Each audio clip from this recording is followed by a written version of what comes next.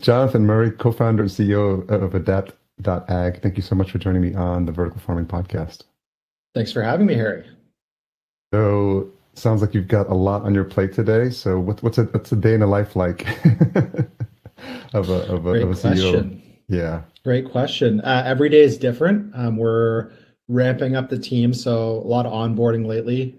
The Today was meeting with some chefs, meeting with a culinary school, call with investors, podcast now, major retailer call after this. So a lot of different areas, a lot of different sectors, but we're scaling up the team, so it's exciting that a lot of things are moving kind of uphill without my direct input lately, which is awesome to see. Yeah. Where's home for you? I'm in Ottawa, Canada, specifically Carleton Place, Okay. which is a small town outside. I spent the better part of a decade in Toronto until the start of COVID, and my wife and I we wanted to slow down and move to a small town and have a backyard for the dog, and so we've become way busier, but at least we've got a yard for the dog. Where did you grow up? I grew up in Ottawa, so it Okay. was kind of coming back home, and I've Okay. got family here. So my brother's got three young kids, and being able to kind of see them grow up was a major part of the decision to move back. So we're excited to be back in the hometown.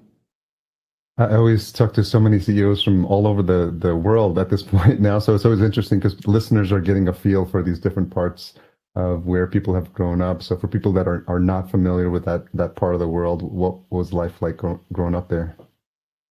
So Ottawa is the capital of Canada, a major government town. So very stable, but a lot of people consider it quite sleepy. And if you have traveled the world, I think that you would agree with them. It's we do have Silicon Valley North, they call it.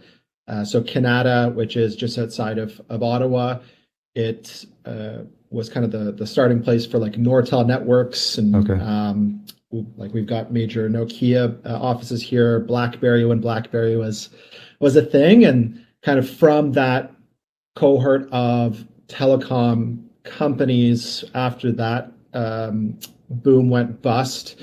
Some companies like Shopify were born. So Shopify is an Mm, Ottawa-based company, and then there's a whole ecosystem around Shopify that exists now, full of amazing, mostly software founders in the region, and it's pretty great tech hub.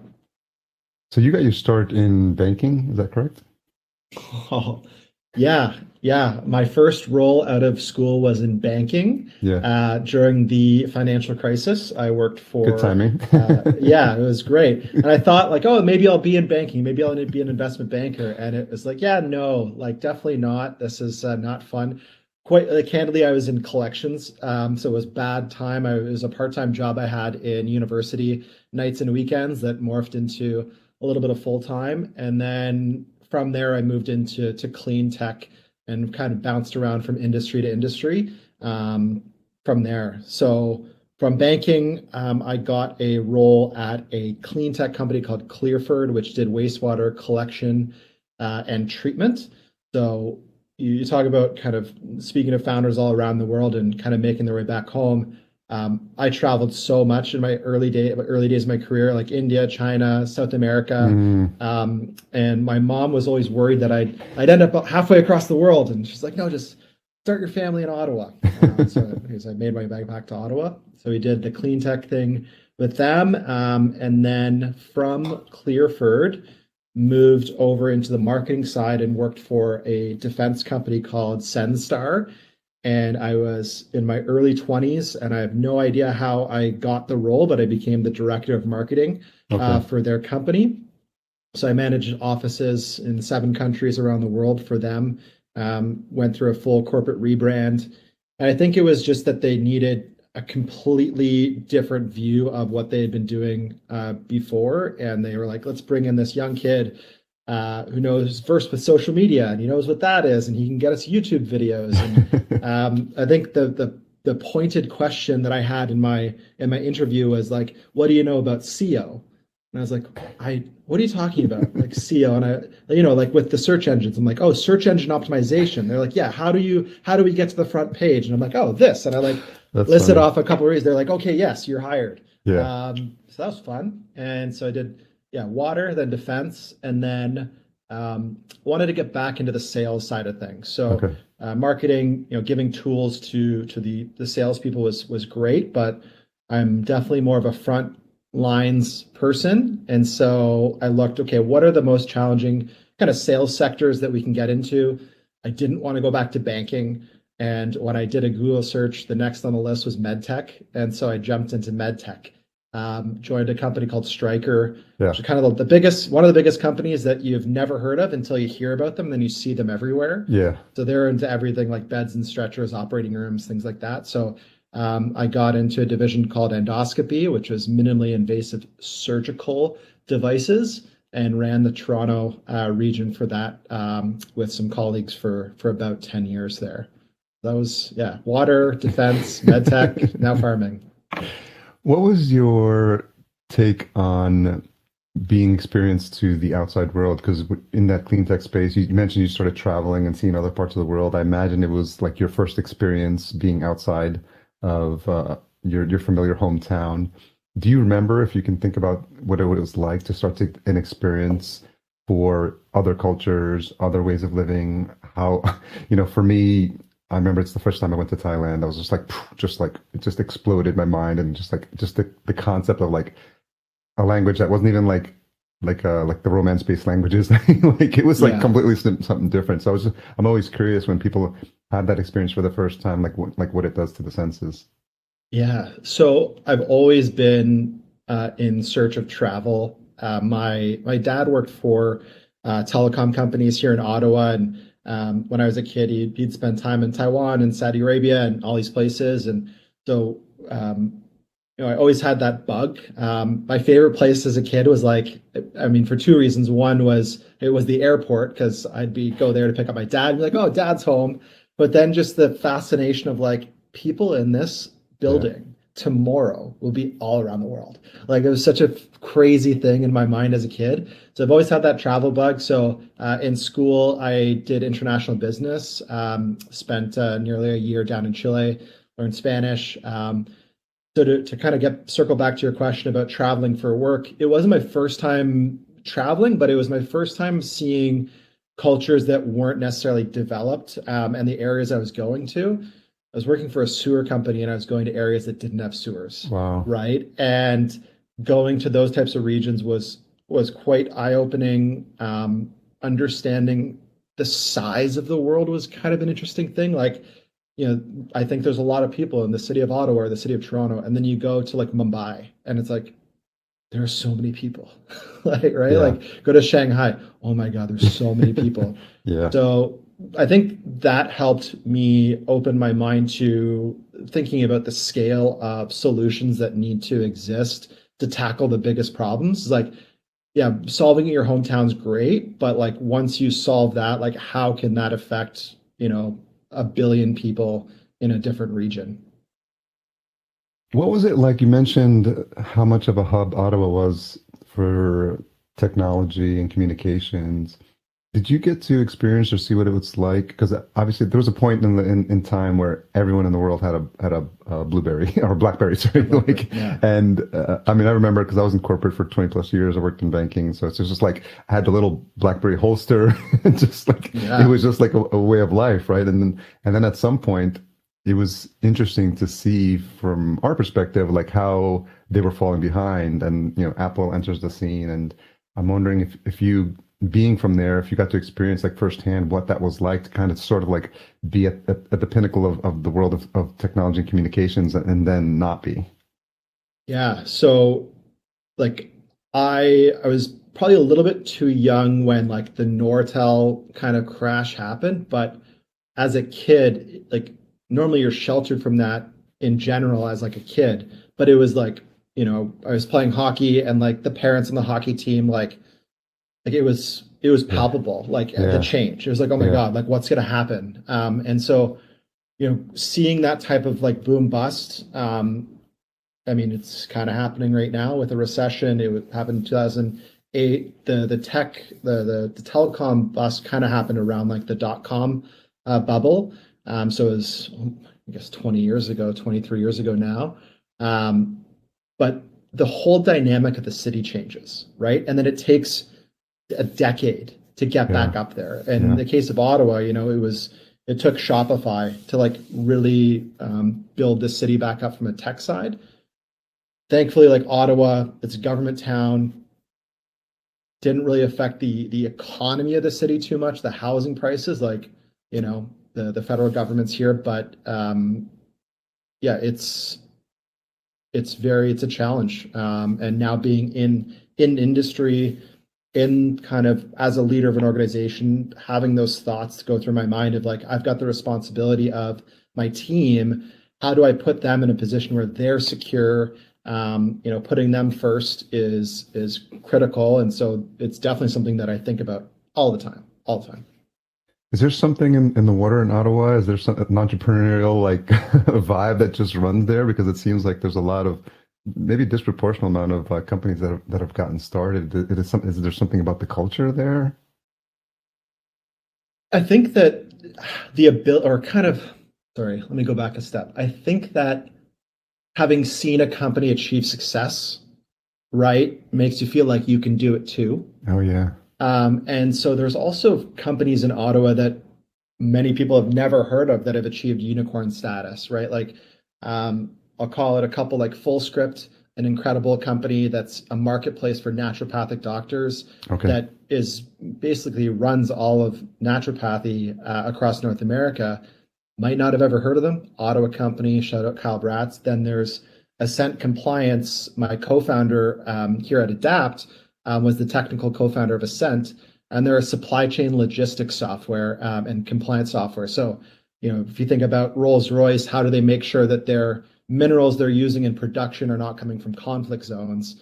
These like really niche, challenging problems can be solved with software. And like Rob Imbo, it was one of the co-founders of that company. And so I think there's just a skill set that comes with the having a large corporation like a Nortel that goes bust, and then you still have the staff that are Yeah. incredibly skilled. And what do?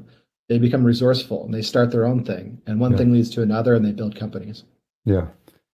So you were at Stryker. I'm curious what starts going through your mind and the transition into Forage, like how that starts to happen. Yeah.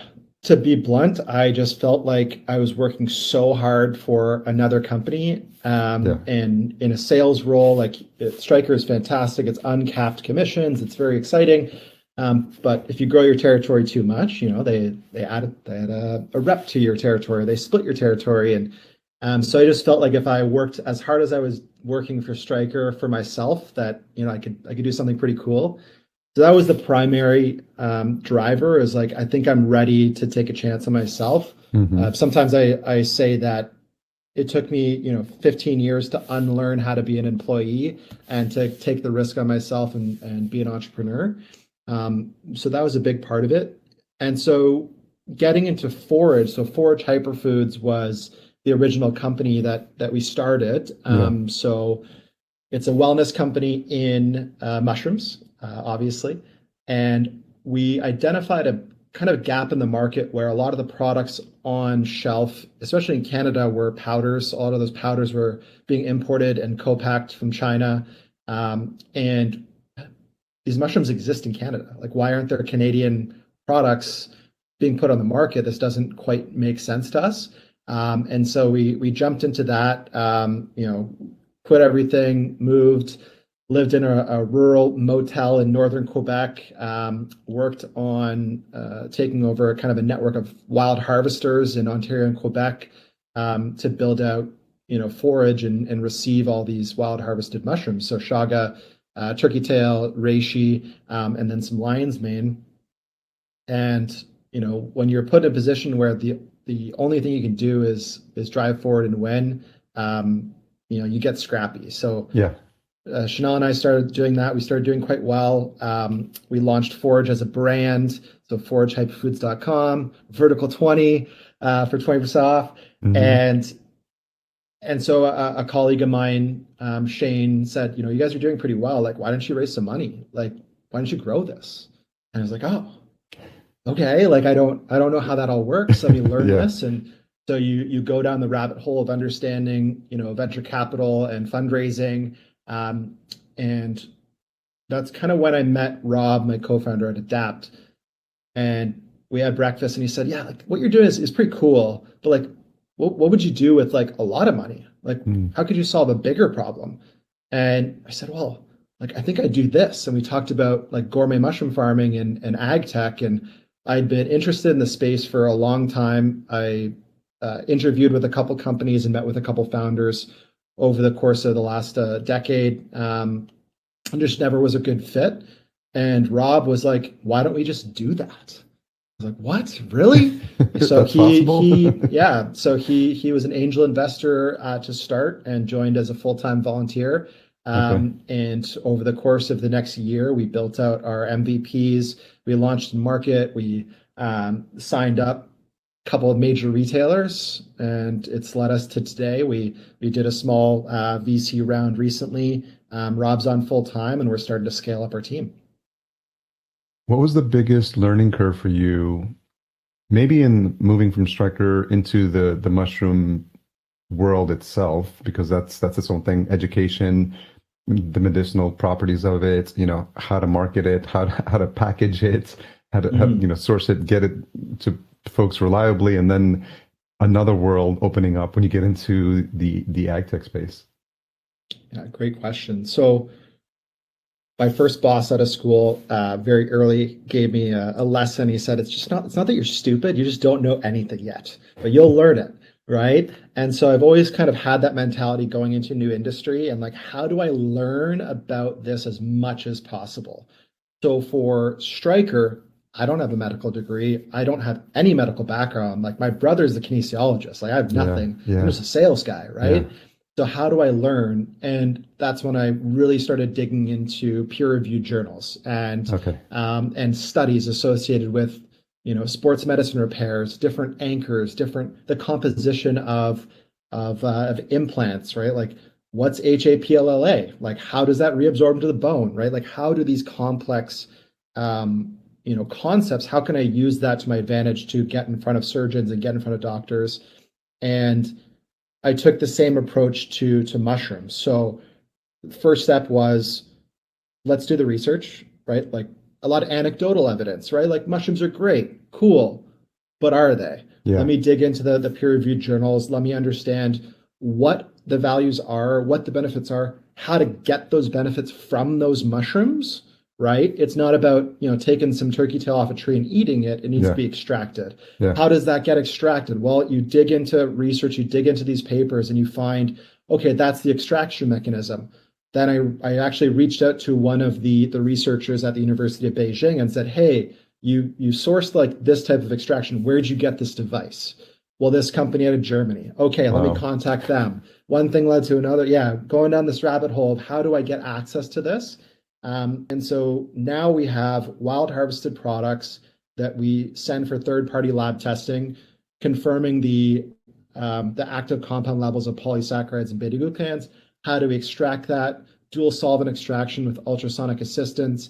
Then we put it into bottles. Then we get it tested, and then we get it on the shelf. And in between, you're regulated with Health Canada and Canadian Food Inspection Agency and all these different kind of governing bodies that try to slow you down as much as possible for the safety of everybody, obviously. But it's just hoops to jump through. And once you get to that other end, there's great opportunities. It's just they make it really hard on you. Yeah, and I guess when you're in the Yeah, world of medicinal or mushrooms that are for the purposes of like improving people's health, there's a lot of claims that are people making and a lot of huge. concerns about sourcing, packaging, efficacy, all this sort of stuff, and it's Yeah, just sort of becomes a wild, wild west at some point, yeah, obviously, because you can make any claims, and as the consumer, you're left to just sort of fend for yourself, and it's like it's a pretty bottle, it looks like it yeah, has all the right ingredients, and then but you don't know like where they're sourced from and how effective they're going to be in dosages and all that stuff. So it seems like yeah, there's a lot to learn, but it seems like you sort of had that mindset about how to tackle this problem from what you mentioned at Stryker, and so it's interesting how you brought that to bear here and just kind of keep peeling away the layers of the onion. It's like, okay, if this is coming from there, where do they get it? How do I use that? And kind of putting all the pieces together, which I think is fascinating. Is for sure. With it's also very different between Canada and the US. In Canada, or sorry, in the US, as long as you say this hasn't been reviewed by the FDA, you can say whatever you want, Yeah. right? We didn't say the FDA approved it. In Canada, it's different, right? Like if you want to market a natural health product, you have to produce it at a Health Canada site licensed facility. To get that, a lot of red tape. And then every single product needs its own natural product number, NPN. To get through that, it's a long process. And then once you actually have that product, actually can't make any claims. You just have to like hope that people know what the product is, right? So that's something from a marketing and kind of retailer perspective is like, what can we say? Can we put up signs? Like, no, you just kind of have to have it set on the shelf, and then you go kind of upstream of educating people and hoping people learn more about the product. And that's where, rising tides raise all ships. It Yeah. benefits us. So the Fantastic Fungi movie or movies on Netflix Yeah. and where people are really learning about the benefits of this is helping us, right? People see Yeah. the product on the shelf, they say, lion's mane. Okay, well, I saw that on that Netflix show. Let me Google it and let me figure it out. But on the package, I've we got can't mine really here. say too much in Canada. There you go. Yeah, exactly. So for people that are new to the space, and this will get us into the present time, how do you describe or how do you talk about the benefits of mushrooms for newbies? Yeah. So I was never a mushroom consumer from a food perspective, Yeah. like as much as I obviously am now, um, because I didn't have access to like creative ways to cook them, right? I had white button mushrooms in the supermarket, and that's what I thought mushrooms were. Yeah. Um, Now that like my mind has been blown with all the different varieties, all the different strains, we're learning about all the different cuisines they're part of. We're being exposed to these incredible recipes with chefs. Um, like the way I talk about mushrooms from an adapt side is that they are a building block for a meal, right? And it's much different as an ingredient in food production than like leafy greens and things like that because it can be the focal point of a meal. So that's really what I talk about. We've also heard from retailers that they consider it closer to like a meat alternative in Yeah. their stores Yeah. than a produce. They don't think that we're going to compete with white buttons. They think we're going to compete with like Impossible Burger, Hmm. right? And we're Yeah. actually seeing that in real life. We're seeing that feedback on socials. We're seeing that feedback from different restaurants. We activated a new restaurant in the city of Toronto called the Butcher Chef. As you can imagine, a lot of meat at the Butcher Chef, Yeah. and they're using mushrooms as an entire dish. It looks like a Mm. bouquet of mushrooms, and it's a standalone main course. Like that's pretty incredible to see. Yeah. So yeah, So you talked about this understanding of how to forage the mushrooms for the work you at Forage and like how to source them. And now this is a little bit different with Adapt because you're actually growing them yourselves. And so what were some of the changes or how was the thinking different in terms of like, I've got to go find and see where the best source of the mushrooms are that are wild harvested for the work I'm doing at Forage versus I now have to like grow them myself because that is the product that I'm offering. And I'm wondering, what the thought process is around that. yeah. So at the end of the day, it comes down to producing the best product. Yeah. So for Forage, the highest levels of active compounds, right? That was what our goal was. Yeah. And in a natural environment like wild harvested northern forests of Quebec and Ontario, those mushrooms like reishi and turkey tail and chaga, they're occurring naturally. They're pulling nutrients and all these compounds from nature. And through testing, we determined that that was in fact a correct hypothesis. Those have higher compounds. When it came to consumable mushrooms, it's not about active compounds, it's about freshness, right? Like, how can I provide the freshest, most consistent, and the tastiest product to either chefs or consumers? And that's where we started from a model perspective, was freshness and consistency. So that's how we led into the container farming model for mushrooms. And so to bring people up to speed and for folks who may not know, can you talk a little bit about the business model and what the current offerings are? For sure. So, Adapt, we are a producer of gourmet mushrooms. We operate in a hyper-local environment from our containers. So, our units are typically located in dense urban environments, downtown Ottawa, Toronto, Vancouver, as far as Austin, Texas, and we're launching into different regions now.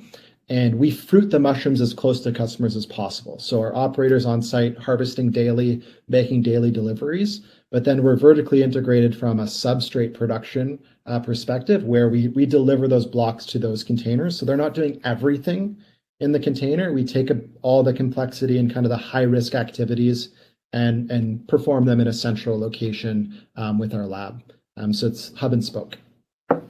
So talk a little bit about that life cycle and how a mushroom goes from the substrate, maybe if that is the start, if it's spores, how that makes its way along its journey into the container, and then total time in the container, harvesting, what that process looks like, manpower needed to get that done, just so for people can get a sort of like end-to-end life cycle vision of what that's like. Sure. So the lab process is petri dishes in mycelium, right? So we're cultivating on agar, moving that into grain spawn that's been sterilized. Grain that's been sterilized that gets converted into grain spawn. Yeah. Once the mycelium takes hold, then that goes into substrate, which is a combination depending on the strain.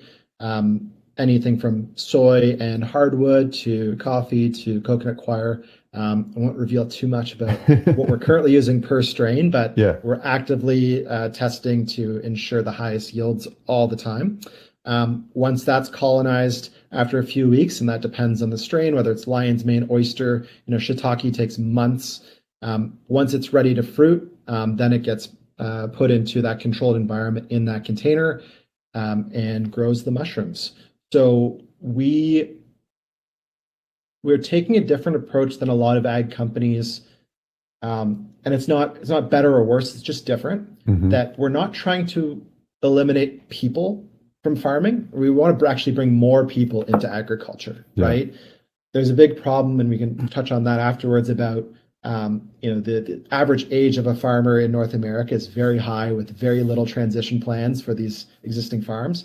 But how can we create a process that is easy to bring new people with very little experience into our circle to create agricultural businesses? In Canada, we're seeing a lot of, like I like to call them cannabis refugees, where people have been a grower in one of these large companies that have kind of dissipated, and they're looking to apply their skills in a different way. And so for us, like coming into a container, it's actually so much easier to grow mushrooms in one of these containers than it is to grow cannabis. Like cannabis is very complicated. You have a little bit of mold or mildew, you're done. Whole crop harvest. For us, we just control the environment. We've got mobile apps set up, and they just wait for the mushrooms to grow. And most of their time is spent with our customers, right? So we're a customer-focused business. So that operator, they're spending maybe an hour or two a day actually on the mushrooms, and it's predominantly harvesting. Okay. So most of the other time, they're either making sure that we're doing our global gap checklists, cleaning, all that certification that we need, and then spending time with customers, making deliveries, activating new customers, selling, growing that territory, educating consumers. So that's really where their time is focused. Talk a little bit about the model. Is it a hybrid model where some of these are Adapt owned and operated? Are these independently owned? Is this like a franchise model? And do people take ownership of the container and then you support them for anything they need going forward? Yeah. So what's great is like we're early enough that we're exploring everything. Yeah. We are definitely owning and operating in major territories. So like a Toronto or Miami or an Austin or something like that, where we're owning the container, we're hiring our operators, and they're selling into restaurants. With that, it creates an opportunity for people to essentially build a business without the risk of having to put everything behind it.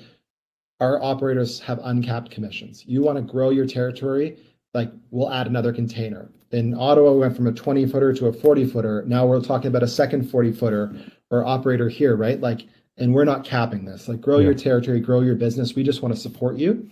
In other regions, maybe smaller locations that wouldn't necessarily make sense for us to own and operate, we're definitely open to selling the units and supporting them in a way. I like to stay away from the term franchise. There's a lot of rules and regulations and laws around Yeah. franchises, so we're not franchising. Yeah. But I like to say we're creating a platform, and so this is going to be a callback to earlier in our conversation about Shopify. Hmm. So Shopify created a platform for people to be able to start businesses really quickly, right? So I want to start an online store. I don't need to code anymore. I don't need to build my store. I don't need to spend hundreds of thousands of dollars for a developer to do this. It's a plug and play. And that's what we're doing for urban agriculture. We have a model that we can plug this unit in, and within 7 days, we harvest our first batch of mushrooms. And that's a real timeline. And so for an operator to come in, we just need to make sure they're willing to put in the work. They're willing to understand what it takes to be a farmer. And if they are, like, let's set them up for success. We'll give them the tools to do it. What's interesting from a mushroom perspective, Harry, is that we're seeing a lot more existing businesses reaching out to us.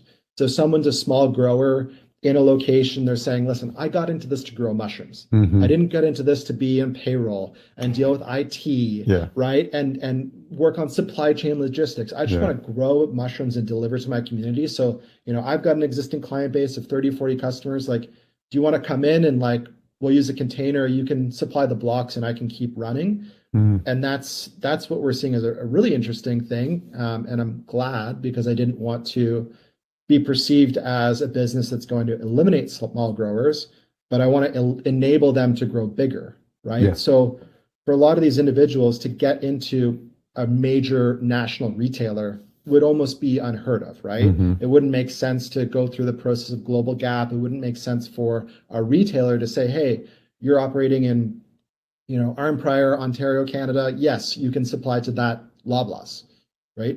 But with our model, we're now in Loblaws. We're now in a major retailer. We onboarded with Longo's, and we're meeting with Costco Canada. We're meeting with these major retailers, and they're saying, okay, well, you can activate this next region as long as they're following your SOPs, as long as they're following your processes. They can start putting products on the shelf, Okay. right? And we can all enable them through the same EDI system. And work with you that way, which is an incredible opportunity for existing mushroom growers. What's an investment look like for like a first-time farmer who's looking to partner with you guys? Well, it depends. Yeah. Yeah, as always, yeah. So I'll talk about like timing, right? So your investment is like, this needs to be full time. This is Sure. not a hobby. We're not looking to place a container for someone to be working nights and weekends. Like, this is our everything. Hmm. And so the commitment is willing to be an entrepreneur in your own right and put in the work to build your business. That means things are going to go wrong. You're going to have to work on solving them. That means harvesting on the weekends if the mushrooms are ready to harvest. Yeah. So the commitment is willing to become an entrepreneur, and the upside is we'll help you grow your territory as big as you want. Hmm. Right. And talk about your entry into the States. I know you mentioned Austin, and what are plans for that look like? Yeah, so Austin, we've launched our container. We're operating there. We looked at Austin because it's one of the furthest locations to operate. And so Yeah. as we were going through, some of the fundraising investor conversations, they're like, yeah, but like when you start to go to the States, like you're going to have your eyes opened, or once you get too far away from your central hub where you can't drive if something goes wrong, like I think you're going to run into problems. So the intention behind that deployment was, okay, you know what? We'll go as far away as possible and we'll prove that it still works. Yeah. And then we'll work our way back. And so that's what we've done. So operating well in Austin, we harvested our first cycle 7 days after the container arrived. We're adding new customers weekly, and the team there is great. And now we're looking at expanding to Dallas and then working our way up back into like Nashville and closer to Ontario. It was a great deployment. Yeah, very, very few challenges, shockingly, except for delivery of the container. We had to take down a fence. So, yeah. When folks, when these finally make it to market, are they Adapt branded mushrooms? Is that what the pack is that packaging shows up? I'm just curious, is like, through all the installations that you have, like when they make their way to the customer's plate, do they know that they're eating Adapt mushrooms? So we don't ask for that. Some chefs give us, a nod, and they either have Adapt grown mushrooms on them. A chef here in Ottawa calls them the 550 mushrooms, I right? saw that. Because they're Yeah, on social grown, you posted yeah, that. Yeah, yeah, they're grown 550 meters away from his restaurant. In retail, we have a different brand called Hardy Foods, yeah. Okay. the Hardy with two E's, and really the reason why was because Adapt Ag didn't sound like a really consumer facing brand, right? Yeah, So yeah. if we're going to be in retail, we wanted to change the way the mushroom aisle looked. Very colorful packaging, QR codes with recipes on them. Okay. So Hardy Foods is our retail brand, and Adapt is really more like the technology and kind of platform side. Okay. And then for chefs, they get boxes of mushrooms, Okay. right? We don't have our logos plastered over it. Our goal is really to enhance and promote our customers and our chefs, as opposed to pushing our brand too much. So if you do follow us on socials, I think they're all Adapt Agtech, Okay. whether it's Instagram, Twitter, or Facebook, LinkedIn, and you'll see a ton of videos that we're producing for our chefs, Okay. right? Not a ton of like, hey, look at me, look what I'm doing. It's like, Yeah. look at what our customers are doing. Look at this meal that, Rene Rodriguez is producing. Look at, this amazing meat alternative dish that this chef came up with, or Chef Joe from Coconut Lagoon. And we're exposing people to all these different cuisines from all around the world that have mushrooms in them. And like, let's elevate them, right? Yeah. And not us, because I mean, it's a trickle down effect. I'm not naive that if their restaurant does well and people order the mushrooms, that Yeah. our volumes will go up. But my goal is to elevate them and provide our customers opportunities to grow their businesses. That's helpful to understand. Thank you. So Forage was your first venture as CEO, is that right? Yes. And now Adapt is your second. So what are you learning in terms of leadership, and how has that changed over the years? And just kind of bringing us to present day, what are some of the ahas, some of the challenges you're coming across as Mhm. as you grow this company? I think the biggest learning has been managing emotions. That's one big thing. Mm, At Striker, you're a lone wolf. You're a sales rep. You're out there, yeah, right? And so if something goes wrong and you get in your car and you're like, oh, like I wish that I had won that deal or something like that, you can yeah, you can express that because you're expressing it yourself. When you're managing a team, that permeates through the culture of the organization. yeah, And so just understanding how to recognize what's an emergency, what's not an emergency, mm, right? And I'll have like things come up, and to me it's like, this is not a big deal. We'll solve that problem. We'll cross that hurdle. And it's like yeah, water off a duck's back. And then for the team members, it's like, oh my goodness, like how do we solve this? And so becoming a leader and giving them that kind of calming factor has been something that I've been actively learning and trying to get better and better for. Um, I'm also willing to do whatever it takes to win. So, mm, like, if I need to go in nights and weekends and scrub a floor, I'm going to do that, right? yeah, I'll never ask our team to do something that I haven't done. Our container, when we first launched our first containers in Ottawa and Toronto, I was running them nights and weekends when I wasn't, doing my day-to-day stuff. yeah, And I did that for months, right? Delivering to chefs, delivering to restaurants, making sure the model worked before we took the risk of hiring somebody, and then being responsible for their daily income and their career. So now that we're in market, now that we're expanding, it's like the challenges that they're seeing, I've already seen, yeah. right? And so I can give them that learning. And so I'm a lead from the front type of leader. So that's what I'm doing. And in this stage of company, I think there's multiple stages of a company. Like we're in the marine phase, like we are groundwork, like in the trenches. We need to like grind it out. Yeah. And that's really where I think that from a leadership perspective, that's where my strengths lie. If we get so big that it's more of a kind of maintain, might not be the right person, because I'm always going to try to drive for growth, always going to try to drive for bigger and better. Where do you draw inspiration from?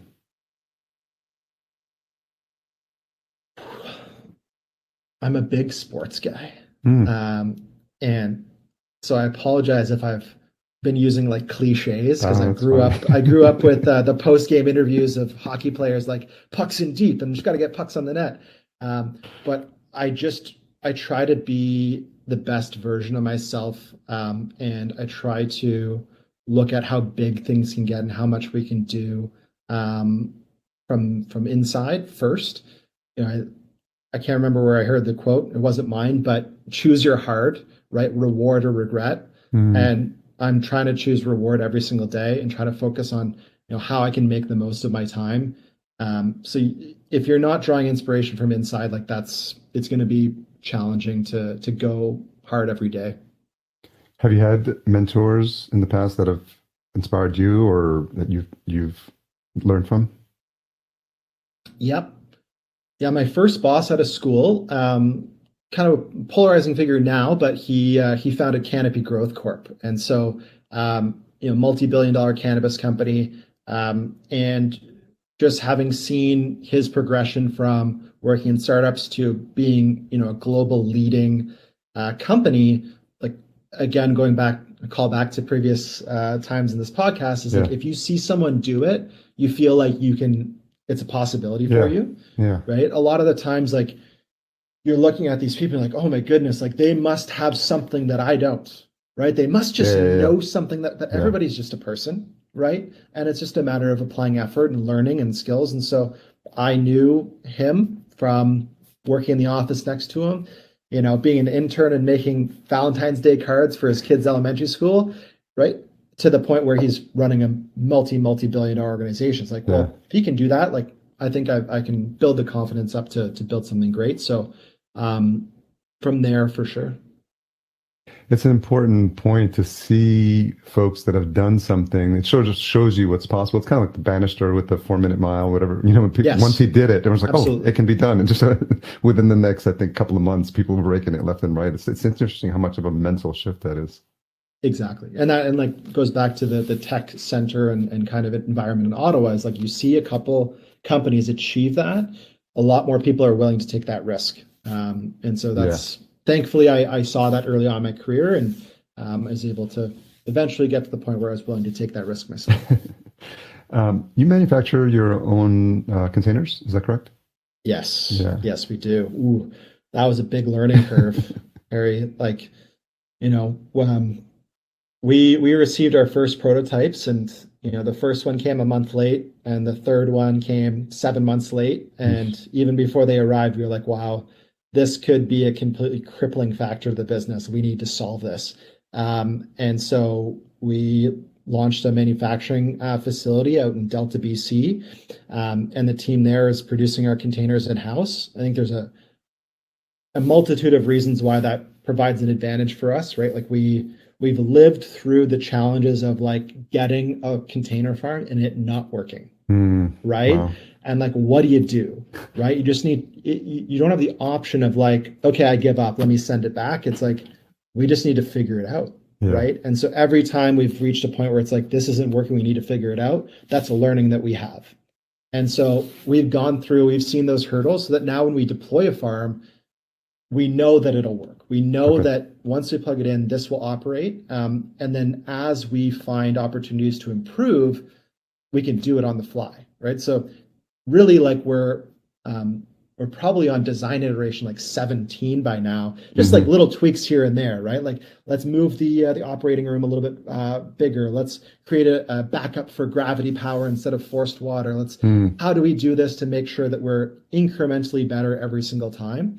Um, and then obviously the cost, savings and operational expenses and capital expenses associated with that help us tremendously for deployment. I, wouldn't be a discussion around expenses if we didn't talk about power, electricity, how that's a Mhm. big factor that's talked about a lot in the ag tech space. And I'm wondering how you think about those challenges in terms of expenses, managing that to the extent that you can. I'm gonna throw out some numbers here, Harry, and you're not gonna believe me, right? Our 40-foot unit here in Ottawa is averaging 10 kilowatt hours a day, right? Like it's pennies a Yeah. day for operations container in the middle of a harsh winter. Like we've gone through a polar vortex where it went down to minus 40 degrees Celsius and it still kept chugging, like no That's crop great. loss. And so we don't require a tremendous amount of lighting infrastructure that leafy green container would. We can operate on a small panel, like 60 amp panel. And so it's a very unique structure of operating containers that is different than other sectors in ag tech, right? So much so that we have a real estate partner that we work with called Reef Technologies that owns and operates thousands of ghost kitchens everywhere. Like we're using less power for our farms than a food truck. Wow. Yeah. That's So awesome. for us, power is such a non-issue that like it's included in our rent for these parking lots. That's awesome. Yeah. So we talked a little bit about the agtech space. We were connected through the team at Cultivated, and I'm wondering what your experience has been as you start to, I don't know if you've made it to conferences or if you've kind of seen the bigger space of what's happening. I'm just curious about your thoughts, if you've started to build relationships or have conversations with some of your colleagues. So I know the team at Cultivated well. They're awesome guys, and I think that if someone is looking to get into vertical farming and they don't know where to start, like that's a great group to start with, right? Because they'll help you understand what your limitations are, what your city what capacity you can have, what the financial investment's going to be, and they've had experiences with projects all around the world. Great place to start. So I've got a great relationship with them. I'm going to get a little bit out there, a little bit more. I am let's put my head down. I don't like to be the type of person that asks for credit for work not done. Yeah. And I just want to grind and deliver a tangible product. And I'm also balancing that reality distortion versus paranoia feeling where if you've read the Steve Jobs book, right, they said he's got this reality distortion field around him is like, I need a little bit of that to, convince myself that I can do anything, right, and build this. But then balancing that paranoia of like, I'm not working hard enough, right? I need to keep grinding. Like I can't take a couple of days off and go to a conference. I need to launch another container, right? And so there's another adage of like lazy people do a little bit of work and they think they should be winning, and then winning people work really hard and think that they're still being lazy. Yeah. I think that I always feel like I'm not doing enough. But we'll get out there and meet some folks. That's good. What's a tough question you've had to ask yourself recently? Can I stay focused? Another adage. Here's the post-game interview in me. Like the biggest threat to a good idea is another good idea. Right. And so we grow and we sell mushrooms. We're doing a lot of other things, right? We grow and we sell mushrooms, and like we definitely need to stay focused on driving revenue, maintaining our really strong unit economics. But then there's like these little things that keep pulling at me. It's like, yeah, but you could do this, right? And you can also do this. And how do we allocate enough time to explore those, and we don't feel like we've missed out on those opportunities, while still maintaining focused and growing the business and achieving the results that we've made commitments to achieve. So like that's been one of the biggest challenges, I think, is just staying focused. But so far so good. So we're having this conversation 12 months from now. What would need to happen with your progress for you to be happy that you're on the right path? It's the journey is the happiness, Harry. I try to take joy in every day. There's ups and there's downs. I'm not looking for a destination. I do have obviously corporate goals that we want to achieve, but we're making progress every single day. Slow is smooth, smooth is fast. And if we can avoid as many mistakes as possible, then that's a win for me. Especially right now when there is the potential to change the mindset to be in the big company mindset, right? Like, let's try to be a big company. Yeah. It's the opposite of what I want to do. I want to create a series of startups within a startup, right? That have that mentality, have that grind mentality, scrappiness. That's what I want to maintain. And if 12 months from now, all cylinders are firing and everybody has that mentality, I'd be very happy. That's a great answer. Thanks. So as we wrap up, I've been leaving a little bit of time at the end of these interviews for you because of the nature of these conversations. It's a lot of your colleagues, your peers in the space, folks in ag tech.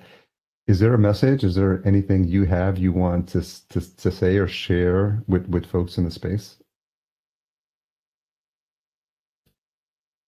I think the important thing as a whole for the space is to ensure that, and this is going to go off a little bit, is that the public side of ag tech catches up as quickly as the private side.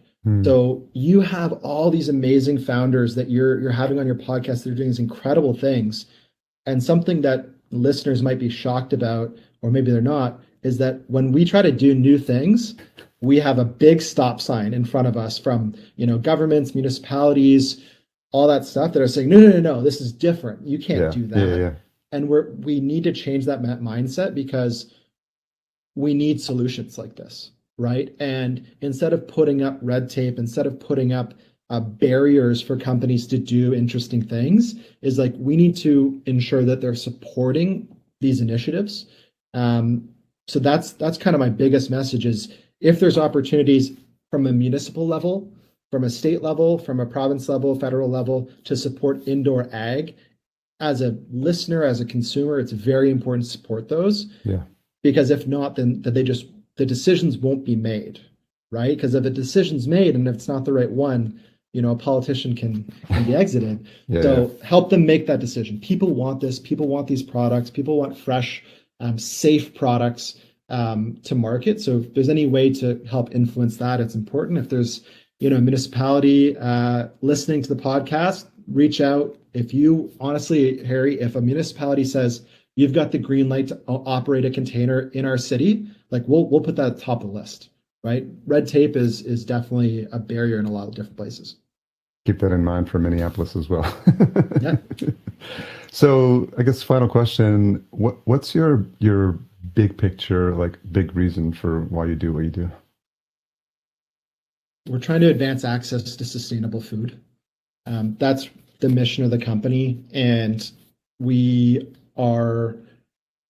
supported from impact funds, which is awesome because they believe that that's the ultimate goal. What that impact isn't always CO2 emissions. And for us, it's, really hyper local community impact. We are averaging zero food spoilage because if we overgrow, we're donating to community kitchens and food banks. So not only do we have, space in our containers to grow and sell and be a commercial enterprise and make money for sure, but we're also reserving portions of those grows to donate, right? Because if someone can't, eat at the most expensive restaurant in the city or shop at even the a mainstay retailer and they're servicing food banks, they deserve access to this product and this food as well. So at Adapt, that's what we're really focused on is advancing access to that sustainable food. And then separate from the corporate mission, I want to get more people into agriculture, right? There's a lot of companies that are robotics this and let's get people out and let's eliminate that personal touch from agriculture. Yeah. I get it, like unit economics, economies of scale, but the more people coming into agriculture, the better. If we can create something that is not as scary for operators, right? It's not huge technology and like all these things you need to learn to get them in the door. I think that's a big win for us because whether they start out as a mushroom farmer for us and eventually get to the point where they're confident enough to, take over a dairy farm in the local region, right? Like where we need people that are willing to jump into that industry in food production. Because there is no succession plan for a lot of these industries, right? Yeah. Average age, Canadian farmer, 55, 56 years old. Kids aren't wanting to get into the local and the family business. Like, what are we going to do? We still need that milk. We still need those eggs, right? Let's find more people and let's give them more avenues into the industry. That's a perfect way to wrap up the conversation. Thanks for sharing your insights. I appreciate you sharing your journey. It's really inspiring to see all the different ways people make it into this space. And I think it's easier to see looking back how the decisions you made and all the experiences you had led to you where you are now. And I think during your time at Stryker or even in banking, I don't know that you would know that this is where you were headed, but you were putting the pieces in place, building the relationships, having the experiences, and setting you up for success in terms of what you're doing now. So I really like thank you for sharing that. It's really inspiring to hear everything that you've got in place, and I'm wishing you tons of success for Adapt. Awesome. Thanks, Harry. Really appreciate it. And thanks all listeners for listening and reach out website adapt.ag or go to forage-foods.com, vertical 20, get Yep. yourself some products.